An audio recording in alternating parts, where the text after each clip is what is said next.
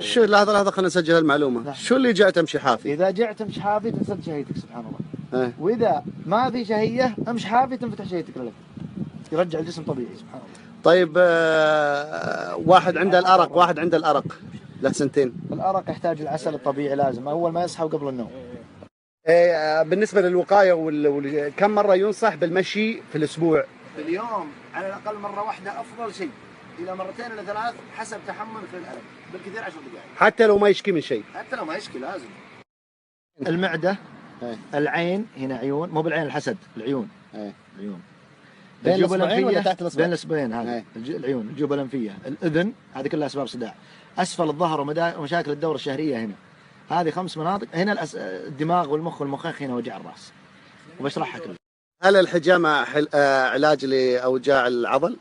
الحجامة تخرج دم في الجسم لابد من خروجه، مش دم فاسد، دم مضايق الجسم من قلة تبرع الدم ومن كثر تجميع الدم في الجسم فتطلع، يفيد الجسم كله بإذن الله.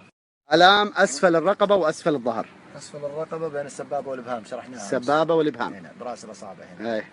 وأسفل الظهر هنا في اليد. أوكي.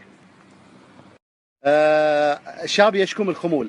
خمول يكون عنده درقية تعبانة. وعلاجه؟ كسل وخمول وكذا. تلقاه ما ياخذ ما يحب الزنجبيل أو الفلفل، الحوار. يعني توصيف الزنجبيل؟ شوي جرعات بسيطة تلدع. ايه. تمر على الحلق، وزيت الزيتون يشربه شرب عشان يلدع هنا.